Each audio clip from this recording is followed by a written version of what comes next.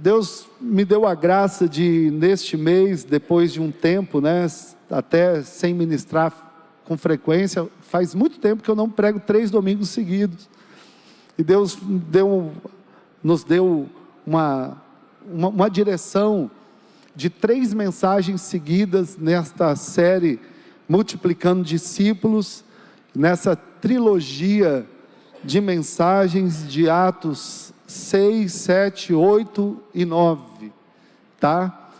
E queridos, hoje nós temos falado sobre Estevão, primeiro mártir, sobre o evangelista, o primeiro evangelista da história da igreja, que foi Filipe, falamos semana passada, e nós vamos falar agora do primeiro apóstolo aos gentios, a vida de Paulo, de Saulo.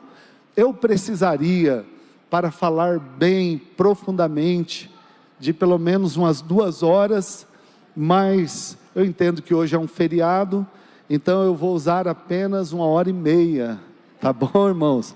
Aqui a gente vai para casa, estou brincando, tá? Serei bondoso com os irmãos, vou pedir a graça de Deus, e eu quero falar hoje. Então eu falei sobre discípulos, quando eu falei semana passada, eu falei sobre discípulos que permanecem, e hoje eu quero falar sobre discípulos que abalam, e eu quero convidá-los a ler um texto comigo, que está em Atos. Carol, nós vamos trabalhar bastante hoje, tá? E aí, ainda bem que a Carol está ali, e ela é fera. Nós vamos para Atos 17, verso de número 6. Quando eu falei sobre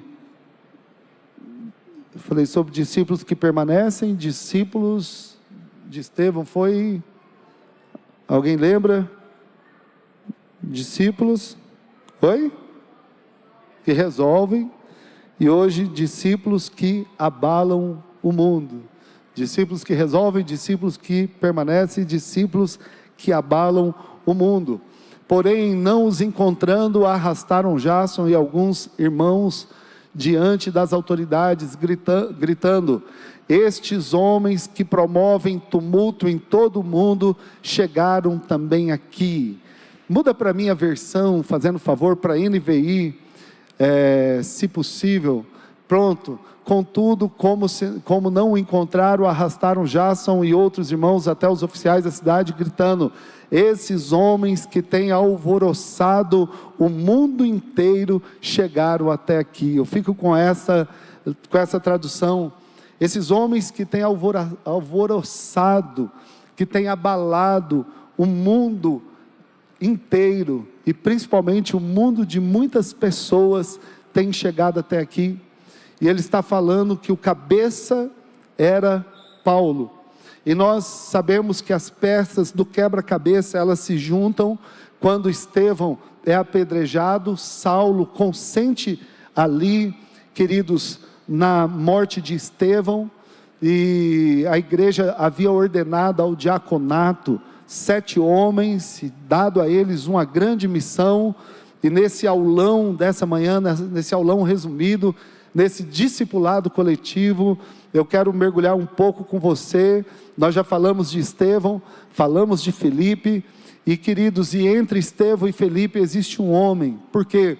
Porque se Estevão é morto, Filipe é o que foge, vai para Samaria pregando o evangelho, porque a perseguição em Jerusalém estava muito grande, e um homem é responsável por liderar essa perseguição.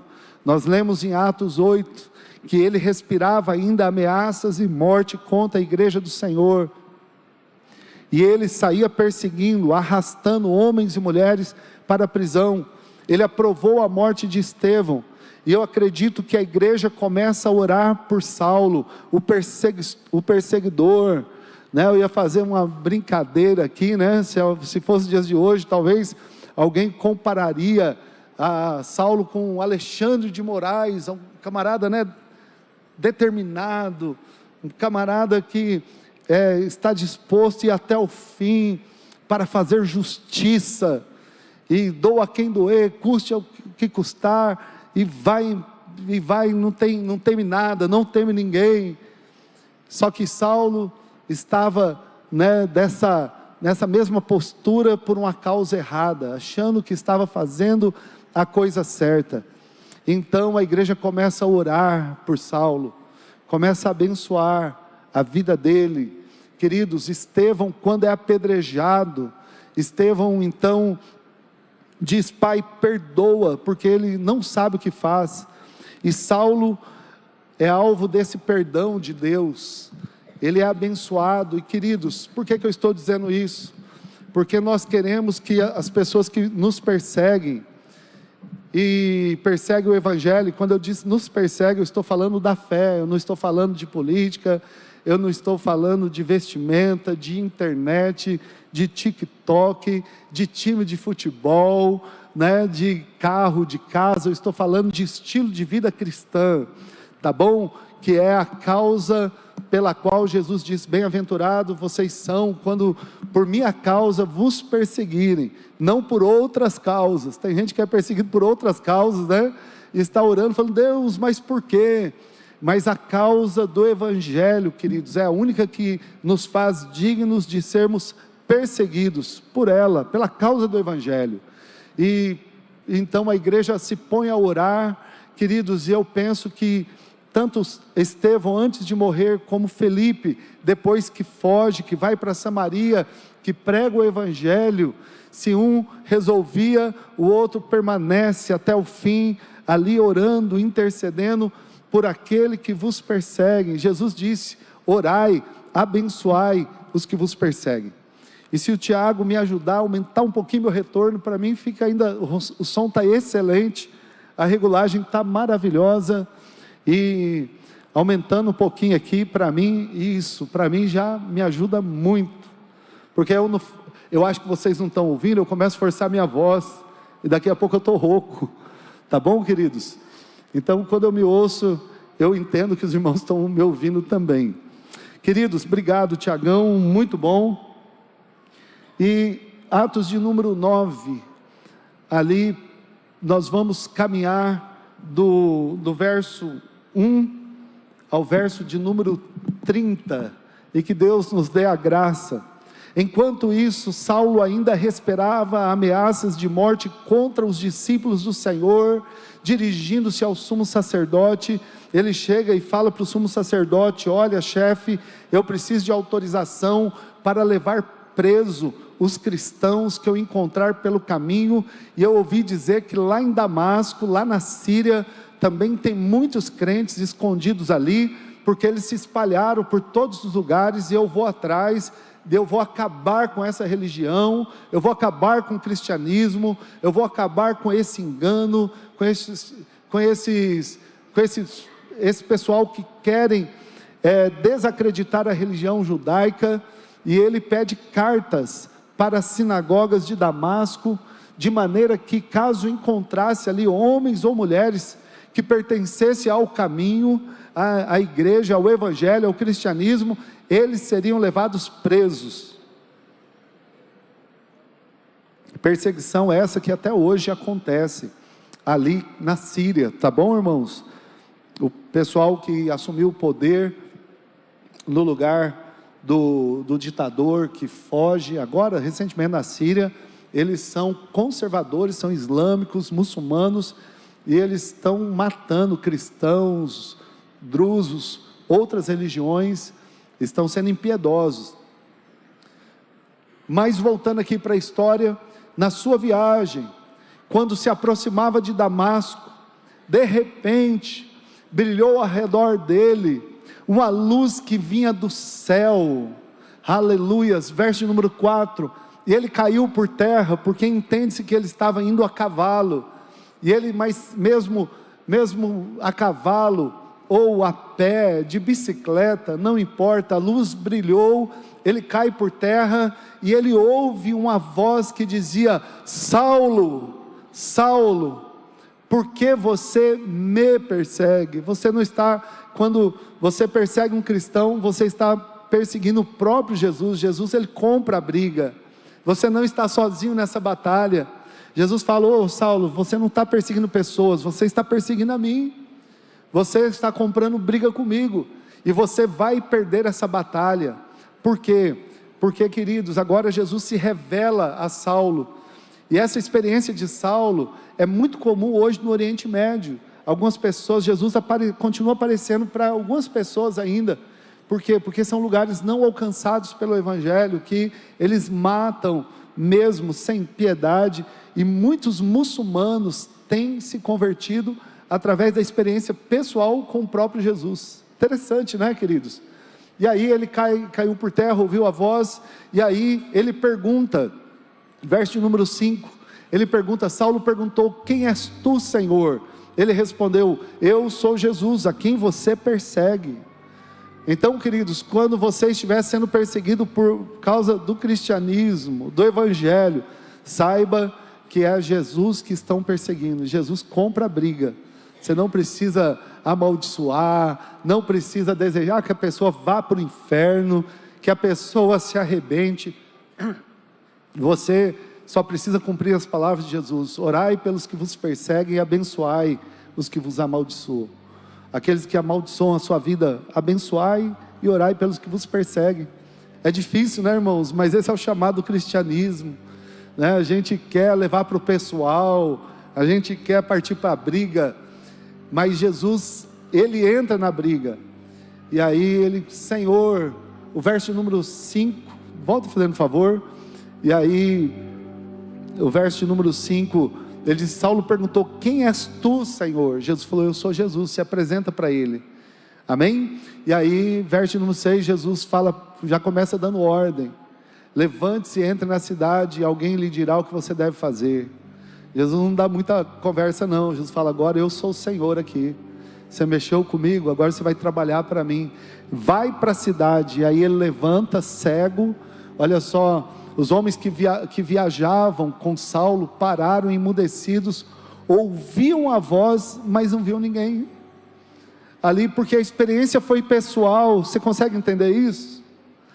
A experiência foi pessoal, o alvo era Saulo, os homens viram que aconteceu alguma coisa ali, e não entenderam nada. Verso de número 8, o texto continua, querido, Saulo levantou-se do chão, e abrindo os olhos, não conseguia ver nada, de modo que os homens o levaram pela mão até Damasco. Agora ele é carregado, e por 3 dias esteve cego, não comeu e nem bebeu nada. Ele foi para um tempo a sós com Deus, cego, sem comer e sem beber, em jejum, tentando assimilar o que for aquilo. Foi muito profundo, foi muito forte a experiência dele. E aí, queridos, 3 dias foi o tempo para ele ver que não foi emocional, não foi uma visão, não foi um sonho, não foi um êxtase, não foi uma comida que ele comeu e não lhe caiu bem. Ele precisava processar essa ideia. E ele fica 3 dias sem celular, sem internet, sem contato com ninguém. Em Damasco havia um discípulo chamado Ananias. Olha a missão, irmãos. Deixa eu fazer uma pergunta para você. Se Jesus aparecesse para você e te desse uma ordem, Jesus, estou falando de Jesus, não é o pastor não, falando, olha, Deus me disse para você fazer isso. Jesus pedisse algo para você, o que você faria? Obedeceria, né? Irmãos, olha o que acontece nesse texto, que interessante, para ver se Paulo era temido ou não. Pensa comigo. Havia um discípulo chamado Ananias, o Senhor o chamou numa visão. Ananias, ele falou, estou aqui, Senhor. Aí o Senhor lhe disse, vá à casa de Judas, não era o Iscariotes, porque assim como tem João hoje, tinha muito nome comum na época, tá? Na rua chamada direita, e pergunta por um homem de Tarso, chamado Saulo. Ele está o quê? Está orando. Opa, a pessoa começou a orar, irmãos. É um bom sinal, né? Antes ele estava perseguindo, agora ele está orando. Em uma visão, ele já viu, olha só o que Jesus está falando, ele já viu numa visão, um homem chamado Ananias, que ia chegar e impor as mãos para que ele voltasse a ver. Aí Jesus fala para Ananias numa visão, E Ananias, discípulo que eu conheço aqui em Damasco, é você. Então você vai lá e ora por ele. Aí Ananias respondeu: Senhor, eu tenho ouvido muita coisa a respeito deste homem e de todo o mal que ele tem feito aos teus santos em Jerusalém. Ele chegou aqui com autorização, a notícia já tinha corrido, do chefe dos sacerdotes para prender todos que invocam teu nome. Em outras palavras, eu não vou lá não. É fria, é armadilha. É armadilha, Senhor. Jesus, o Senhor acredita mesmo que ele está orando? O discípulo tentando convencer Jesus, né? O senhor acredita? É pegadinha, é arapuca, ele veio para matar. Aí Jesus falou: o Senhor, porém, lhe disse a Ananias: vá, este homem é um instrumento que eu escolhi para levar o meu nome diante dos gentios e dos reis, como bem diante de todo o povo de Israel. Pode ir, Ananias, agora ele está no nosso time, agora ele está do nosso lado, agora ele pertence a esse movimento, porque não ficou barato o apedrejamento de Estevão. Eu não vou deixar barato não. Estevão, quando estava sendo apedrejado, orou, pediu que eu perdoasse. Eu resolvi perdoá-lo e escolhi ele para ser o meu instrumento entre os gentios. Pastor, o que é gentil? Aqueles que não são judeus. Vá, pode orar por ele.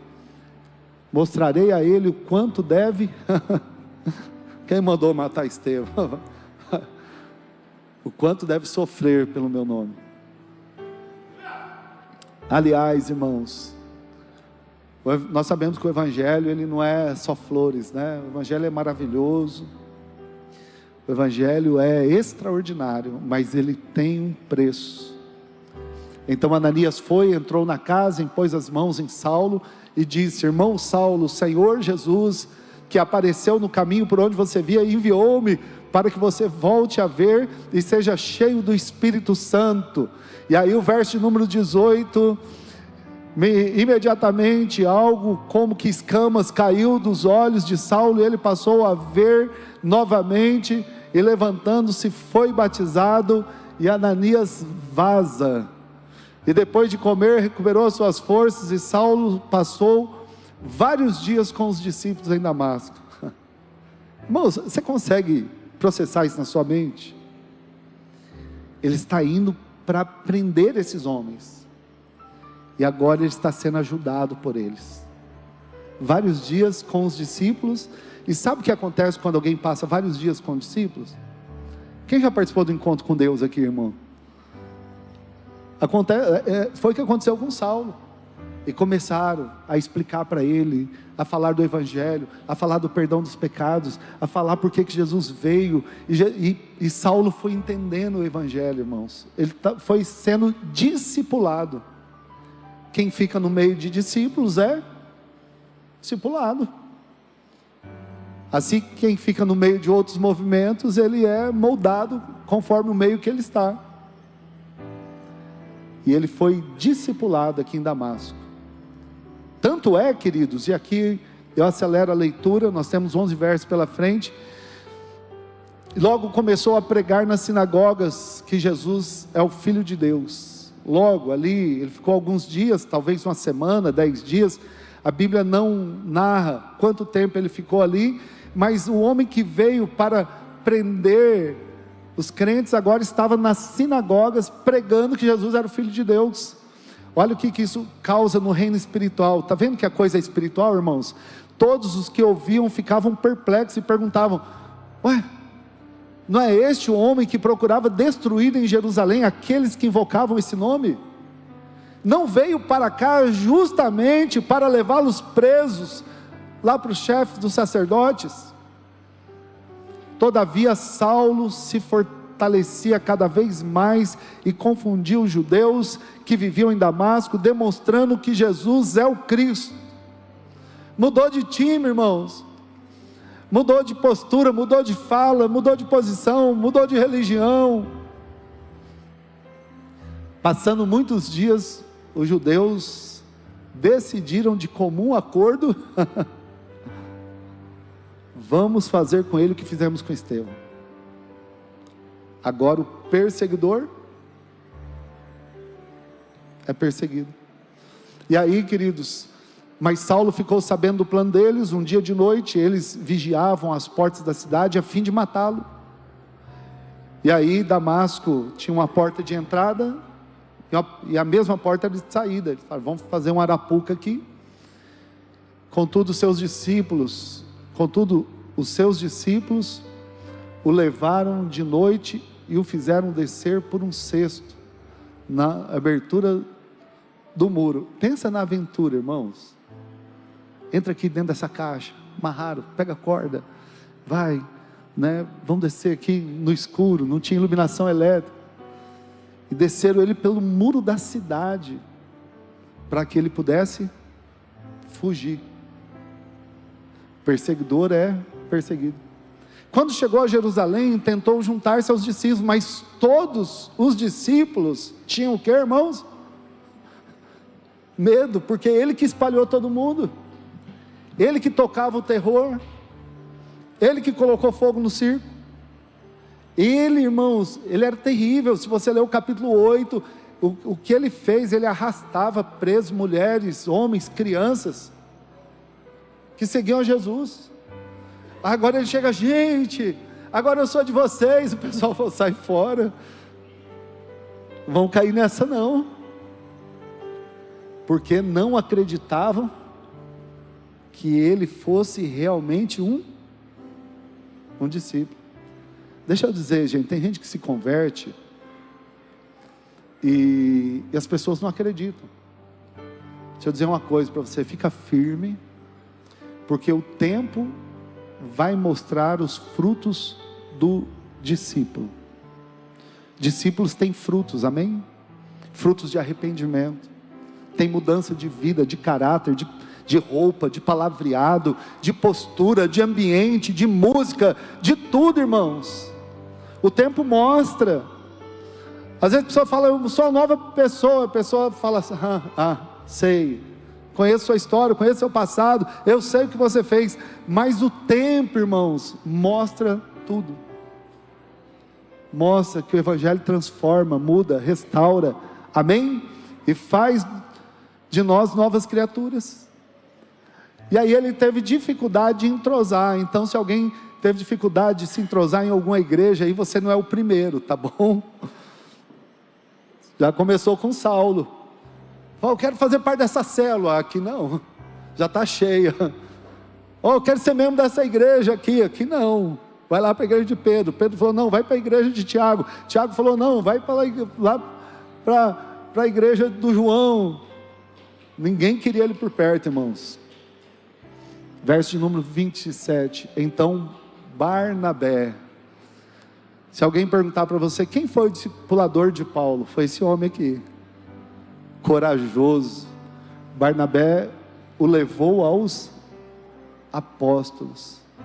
Barnabé falou, vou marcar uma audiência, porque lembra que todos foram dispersos, mas os apóstolos ficaram em Jerusalém, e aí Barnabé tinha acesso aos apóstolos, e aí levaram ele, lhes contou como no caminho Saulo vira o Senhor, que lhe falara, e como em Damasco ele havia pregado corajosamente, em nome de Jesus.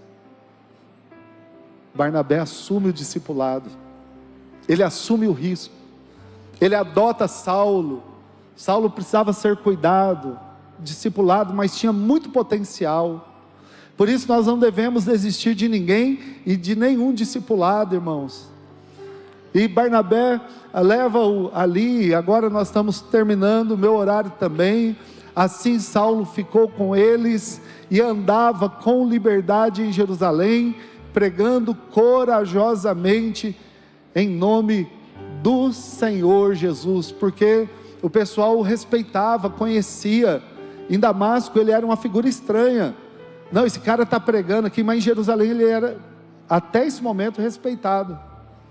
Mas ele pregava, queridos, e ia convertendo muita gente. Verso 29, falava e discutia com os judeus de fala grega, mas esses tentavam matá-lo. Verso número 30. Sabendo disso, os irmãos levaram para Cesareia e dali o enviaram para a cidade dele, para Tarso. Ó, dá um tempo lá, que a coisa aqui está complicada. Eu quero parar a leitura por aqui. Ele vai para Tarso, ele fica guardado em Tarso. Ele fica guardado em Tarso. E aí, ele fica escondido em Tarso. Ele fica no anonimato em Tarso. E aí agora eu vou, Evaldo, vou mandar para você um vídeo que o pastor Jonatas mandou no grupo. Pastor, não foi o pastor Roger? Não, foi o pastor Jonatas. Do jogador da seleção brasileira.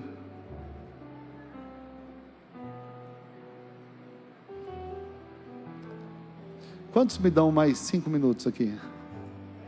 5, 10, 15, 20, 25, 30. Tá bom, 30 já está suficiente. Tá no Insta, tá?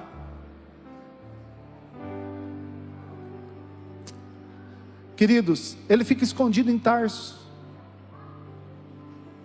Barnabé está em Antioquia, o evangelho está expandido em Antioquia. E aqui talvez a região geográfica fica difícil para a gente entender. Mas essas duas cidades eram fora do contexto de Jerusalém. Por exemplo, nós estamos no Brasil e eles foram lá para a Argentina, lá para o Chile, lá para o Peru, lá para o México. E ele fica escondido ali durante mais de um ano. Ninguém ouve falar mais em Saulo. Mas Barnabé vai resgatá-lo, restaurá-lo. Agora é interessante que Deus o esconde ali com um propósito, irmãos. Porque durante esse tempo ele fica estudando, ele fica entendendo melhor sobre o Evangelho. Enquanto ele está guardado, Deus está forjando Paulo. Deus está transformando Saulo, o perseguidor, em Paulo, o apóstolo. Está transformando ele num homem que iria abalar a estrutura do mundo, do seu mundo da época, e queria deixar um impacto para nós até hoje. Ele iria escrever a maioria das cartas para a igreja do Novo Testamento. Ele iria ter muitas experiências, muito discipulado. Ele iria para muitos lugares.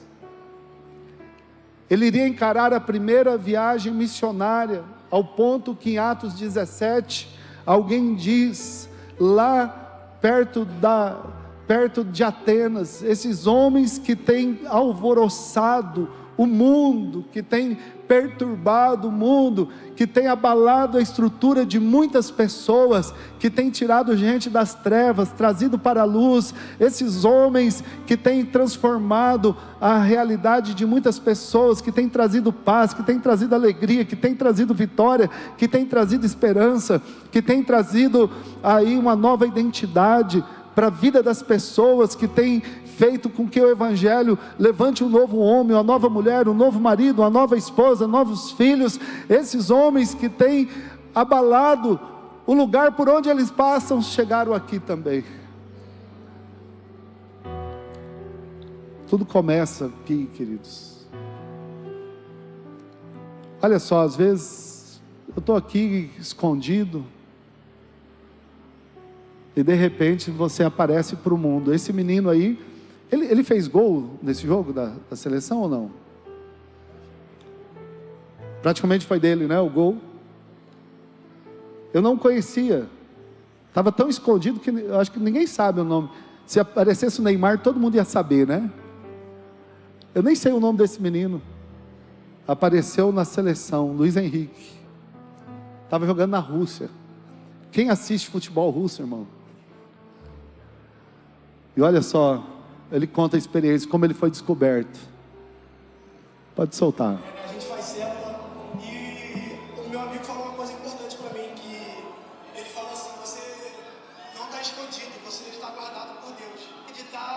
sempre faz uma chamada de vídeo assim, de célula, porque somos amigos de muito tempo. E quando ele falou isso pra mim, aí eu já acreditava, mas quando ele falou isso, eu comecei a acreditar mais ainda. Infelizmente, meus amigos também da célula, o Yuri, que sempre vem conversando comigo, que ele mandou uma coisa, ele ajudou comigo quando eu era do Fluminense. Então, quero agradecer ele também por acreditar em mim, me chamar para a célula dele. E quando ele me chamou no visito para a igreja, eu falei, eu vou ir porque quando a gente está com Deus, ninguém pode atrapalhar. Então, ele te mandar um abraço aí. Me chama para a célula, eu vou. Eu quero só ver. Vamos aplaudir o Senhor Jesus, irmãos?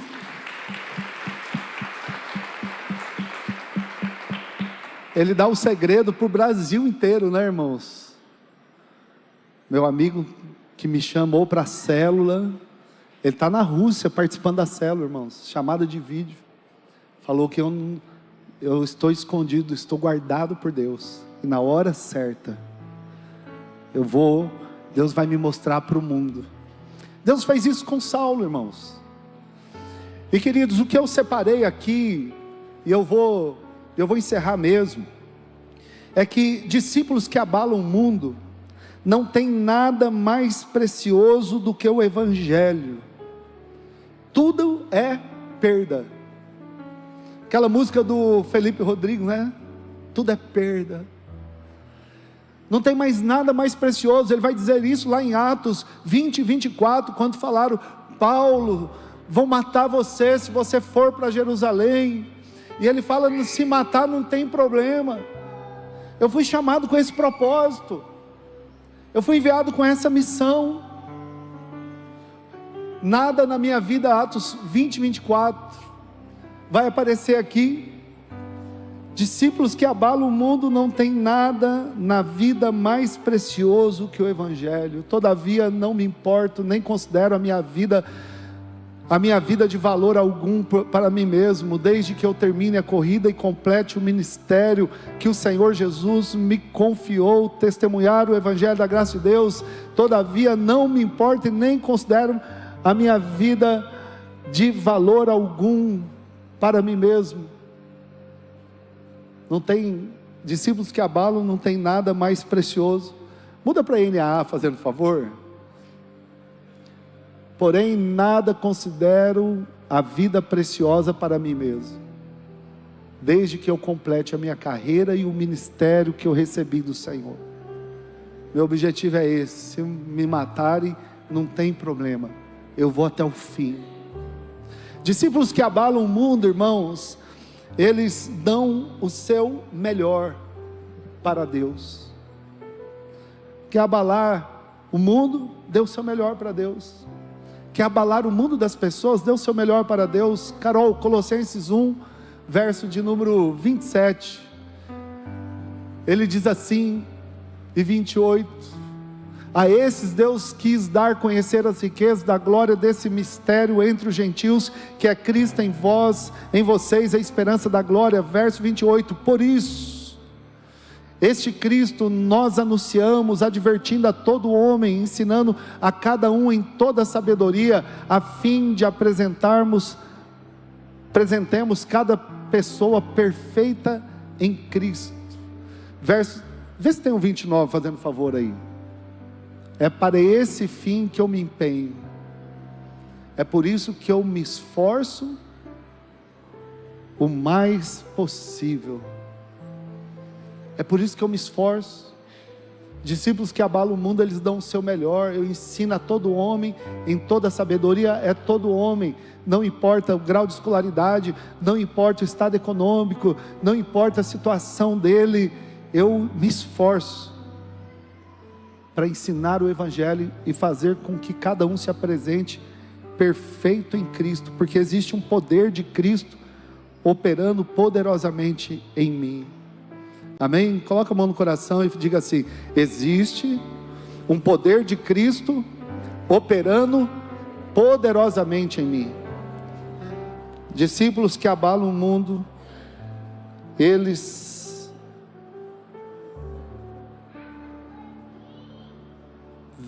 vivem uma vida crucificada. Gálatas 2, 19 e 20. Discípulos, Paulo está dizendo, palavras de Paulo. Ele vai dizer: eu estou crucificado com Cristo. Eu estou crucificado. Em outras palavras, eu estou morto com Cristo. Gálatas 2, 19 e 20. Eu estou crucificado com Cristo. Vivo não mais eu, mas é Cristo que vive em mim. É Cristo que vive em mim. Amém? Nós já estamos crucificados. Não desça da cruz. Olha para a pessoa que está ao seu lado e fala assim: não desça da cruz. Fique crucificado. Pastor, por quê? Porque cruz é instrumento de morte. Ou seja, ele está dizendo assim: olha, logo já não sou eu quem vive, mas Cristo que vive em mim. E este viver, o 19 vai dizer que eu estou crucificado. E esse viver que agora vivo na carne, vivo pela fé no Filho de Deus. Em outras palavras, discípulos que abalam o mundo, eles vivem a vida na cruz. E eles emprestam seu corpo para Jesus viver. Jesus precisa do seu corpo para se manifestar, amém? Jesus quer se manifestar através de você. Mas para isso eu preciso ir para a cruz. Não fazer a minha vontade, não fazer o meu querer, não fazer aquilo que está no meu coração. Paulo diz: nada tenho na minha vida por preciosa a não ser pregar o Evangelho de Cristo. E para terminar, queridos, discípulos que abalam o mundo, eles nunca desistem. Eles nunca desistem. Aconteça o que acontecer, eles vão até o fim. O texto é 2 aos Coríntios, o capítulo de número 11, verso 23. Nós vamos orar, vamos ficar em pé. Nós já cantamos os parabéns, por isso eu estendi um pouco mais. Discípulos que abalam o mundo, queridos, eles permanecem firmes até o fim, aconteça o que acontecer. Estavam duvidando se Paulo realmente seria um apóstolo de Jesus. Porque aí, queridos, eu preciso nesse aulão aqui, nessa EBD comunitária, nesse discipulado coletivo, eu preciso que você diferencie toda vez que você ler em Atos, apóstolos e discípulos. Apóstolos é um dos 12, discípulos são aqueles que os 12 ganharam e começaram a seguir ao Senhor Jesus. Paulo, ele começa como discípulo, mas ele se torna apóstolo. Ele é o único apóstolo que não fez parte dos 12, que não seguiu Jesus pessoalmente, enquanto Jesus estava na terra. Como que ele é apóstolo? Porque Jesus aparece para ele e fala: olha, eu estou separando você para ser um apóstolo para os gentios. E aí começaram a questionar esse camarada: como que ele se diz apóstolo, se ele nem andou com Jesus? E aí ele fala o seguinte: então eu vou dar o meu currículo aqui para vocês. As pessoas que falaram isso são ministros de Cristo, falando como se estivesse fora de mim. Ele falou: vou entrar na carne um pouco aqui, eu vou dar uma resposta para esse pessoal. Afirmo que eu sou ainda mais. Se eles são ministros de Cristo, eu sou ainda mais.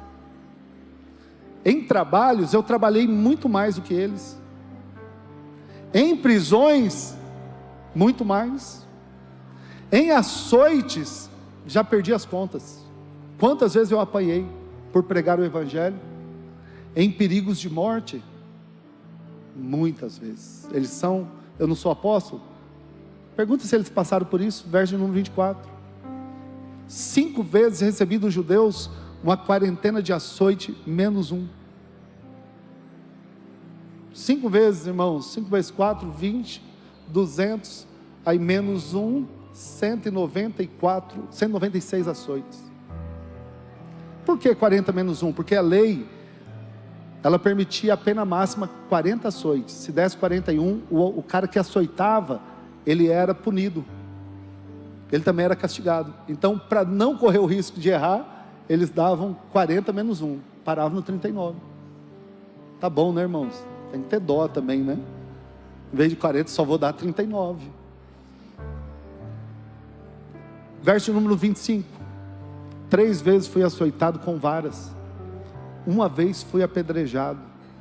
Lembra de Estevão? 3 vezes naufraguei.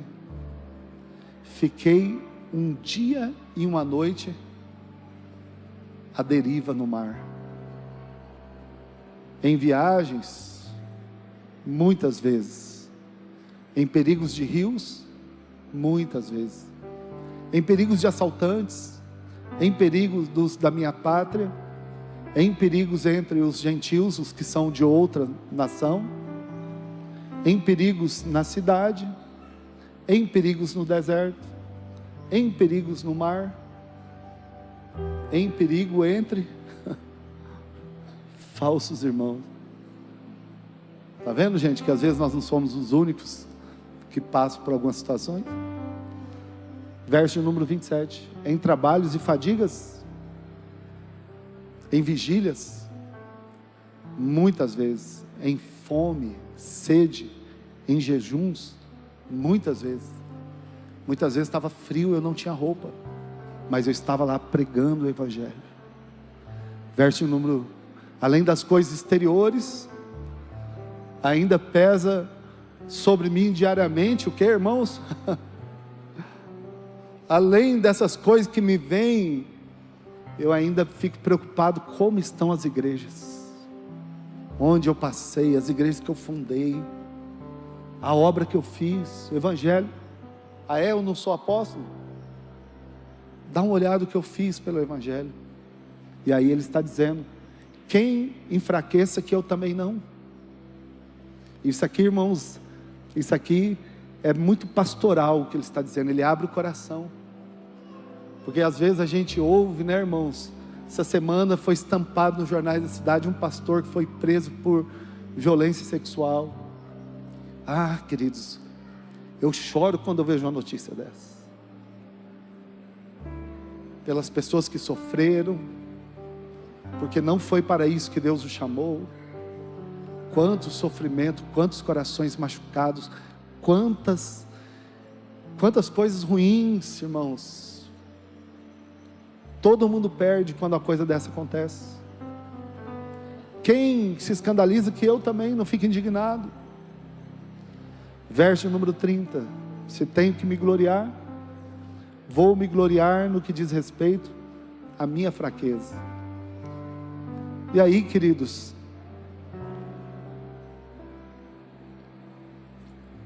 eu vou parar por aqui, nós vamos orar. Discípulos que abalam o mundo. Tem os discípulos que resolvem, os que permanecem, e os que abalam o mundo. Talvez você não vá abalar um mundo cósmico, como Paulo abalou. Mas você precisa abalar o mundo de alguém. O mundo de alguém que está nas trevas, que está preso pelo pecado, que está pensando em se matar, irmãos. Louva a Deus pela vida do Marcelo. Nós tínhamos um discipulado combinado para essa semana. E aí surgiu uma situação, eu expliquei para ele, ele falou, não, pastor, vai lá, pode cuidar desse rapaz, depois a gente conversa. Porque, irmãos, nós precisamos ser discípulos que abalam o mundo de alguém. Tem alguém precisando desse abalo do céu, desse terremoto que cai as cadeias, não que cai parede em cima. O mundo já está desabando em cima de muitas pessoas, mas o mundo precisa de discípulos que venham abalar pessoas, tirando das trevas e trazendo para a luz, mostrando o caminho, mostrando que há perdão, mostrando que há paz, mostrando que há motivos para viver. Paulo é o homem que dá o grito do Setembro Amarelo. Quando houve o terremoto e o carcereiro quis se matar, achando que todos tinham fugido, Paulo diz assim: ei, não te faças nenhum mal, nós estamos aqui. Que esse seja o nosso grito nesse mês. Não te faças nenhum mal. Eu tive a oportunidade de sexta-feira dizer isso para esse jovem. Rapaz, você é novo, você tem um futuro brilhante. Não te faças nenhum mal não, as coisas vão passar, vai melhorar. E quando eu saí de lá, ele falou: pastor, obrigado porque você veio. Eu preciso me aproximar de Deus. Eu preciso me aproximar de Deus. Amém? Discípulos que abalam o mundo de alguém é o suficiente. Pai, muito obrigado por essa manhã. Continua, Senhor, ó Deus, conosco no decorrer desse dia. Pai Santo, ó Deus, que essa mensagem possa ficar selada em nossa mente, em nosso coração, em nossa vida. Pai, ó Deus, nós queremos e precisamos do Senhor em nós. Senhor, um dia a luz brilhou para nós, a luz do Evangelho. Muito obrigado porque ela brilhou para mim. Ó Deus, e abriu os meus olhos, me deixou cego para o mundo e abriu os meus olhos para o Evangelho. Muito obrigado porque eu entendi que eu fui chamado, escolhido para levar o Evangelho para as nações. E aqui, ó Deus, estão discípulos que o Senhor bondosamente tem acrescentado a esse ministério, os pastores, a liderança, os líderes de célula, ó Deus, os líderes de ministério, ó Deus, os líderes, as pessoas que participam do acolhimento, do louvor, da transmissão, ó Deus, do data show, da sonoplastia, que cuidam das crianças. Senhor, ó Deus, faça de nós discípulos que resolvem, que permanecem e que abalam o mundo de pessoas que estão desesperadas. Nos ajude, Pai. Nós queremos viver para a Tua glória. Em nada tenho minha vida por preciosa, a não ser que cumpra o ministério que me foi dado. Que essa seja a nossa oração, e que o nosso grito esse mês e durante toda a nossa vida para o mundo seja esse: não te faças nenhum mal. Jesus te ama e nós estamos aqui. Fica conosco, leva-nos em paz, em segurança para os nossos lares.